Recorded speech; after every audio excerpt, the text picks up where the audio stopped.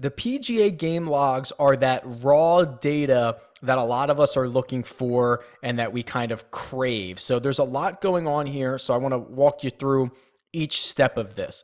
Usually when you first get to the game logs, I'm going to have the latest tournament already pre-filtered in here for you, and I'm going to have it sorted by DraftKings points. So I've got every player in the field that I have access to, which should be everybody unless there's like a late ad or something like that. It's going to have the date of the tournament, which is the Sunday. So the date is always the Sunday of the event. The tournament name, what course was played, the course par, whether it was a PGA or European event, because I have both of that for you here. The player, place, his score to par, his total strokes, and then how many eagles, birdies, pars, bogeys, and double bogeys that he scored, his DraftKings scoring, and his salary. Keep in mind, there's a few things to note here. The DraftKings scoring is based on everything but the bonuses. So it does not include like birdie streaks, for example, which running this back, that is usually a very small portion of the percentage of DraftKings scoring. So you might see little discrepancies here between something in your contest and something you see on the site. It might be, a point or two off depending on what that player has done. But since I calculate everyone the same way, I still find it to be very accurate and very helpful to see, I don't really care too much if there's a difference between Patrick Cantlay scoring 122 DraftKings points and 124 DraftKings points, for example. So depending on, a lot of them are accurate, but depending on if they've done anything special, they might be just a couple of points off. And then their salary here.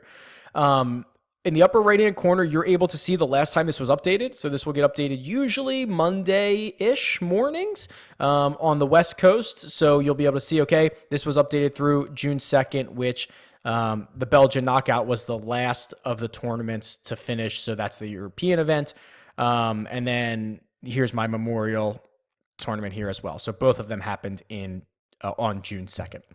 How many players I have for my filter here. So as we change filters, you'll be able to see that record count change. But I can really use this to go through any tournament, any player, any number of years. So I'll give you an example here. Let's just start removing, or actually what I'll do is I'll hold control and I'll add years to my filter here. So I still have the Memorial Tournament set up. I've added additional years. So now instead of 120 records, I'm looking at 480 records. And you'll notice that I still have it sorted by DraftKings points. So I can see here are the 4 winners. Jason Duffner, second most DraftKings points. He scored 122 in 2017. Now, when you look back at some of the salaries go back usually 2 or 3 years, depending on when I had them. And if you see anyone that's blank, there's a couple of reasons for that. It could be it's before I started recording salaries, so it could be like 4 years ago or more. Or if they have a weird, I shouldn't say a weird name, a name that doesn't match up with what their PGA Tour name is. So for example, Byung-Young An, in my database, it is Byung space Hun space An. I believe on the PGA Tour, he has a hyphen in there for his official name. So when I see those, I manually go through and update them, which is what I'll do for Benny On right here. So if you see any of these, feel free to email me. They have to be done manually, unfortunately. So just email me and I'll get them updated pretty quickly. So I can go through years. I can go through tournaments. But what I really like about this is I want to go through players, right? So I'm going to just get rid of the Memorial here. And you can search, right? So if you were going for a tournament, you could search and say, give me the Arnold Palmer, and you'll see, boom, Arnold Palmer Invitational pops up. So you can choose that. Or maybe I just want to see, let's stick with Patrick Cantlay since he was the top guy there. I just want to see Patrick Cantlay's game logs. And I want to do it by date here. So I'm just going to sort by date. And here you go. So Cantlay has been on this really great run where I can see, okay, first, third, ninth, etc., what his scores were, what his salaries were, so how these salaries have changed. And you can see I've got a lot of salaries back to, we go back pretty far here. At least, so some that don't have salaries like these European tour events, sometimes I don't have those necessarily, depending on where they come from. But I've got them back to at least this, early 2017, if not sooner. So really kind of interesting to see. And then what you could always do, or what I like to do, is kind of, maybe I want to see what he's done at just the majors. So I can uncheck everything else and just look at Patrick Cantlay's major record here.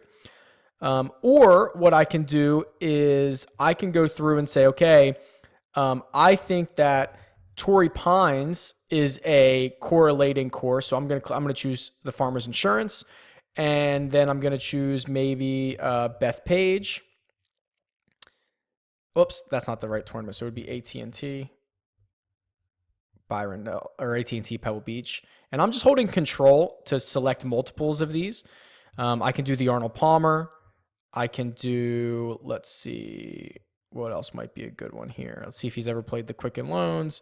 Cantlay might not be a great option here because he hasn't played so many of these. There we go. I'm adding a couple more. So now I've just chosen a handful of tournaments that I want to see him play. And let's try somebody else. Let's try Rory. Rory's probably played a lot more of these. Yeah, there we go. So we got a little bit more. So I can see if I just want to pick out a handful of events and see how Rory has done, I'm able to do that. And I'm actually able to kind of do it. Let's see here. If I add more years, because Rory's been around a lot longer. And then what I could also do is I can do the US Open, for example.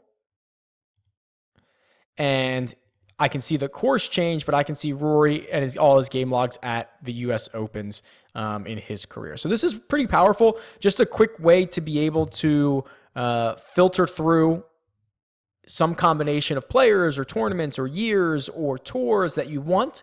I always update this. So if you want to download this raw data, just click download 2019 season. So for members, that's, you're always going to have access to the year's worth of logs, which at the current time is, let's see how many this is going to be.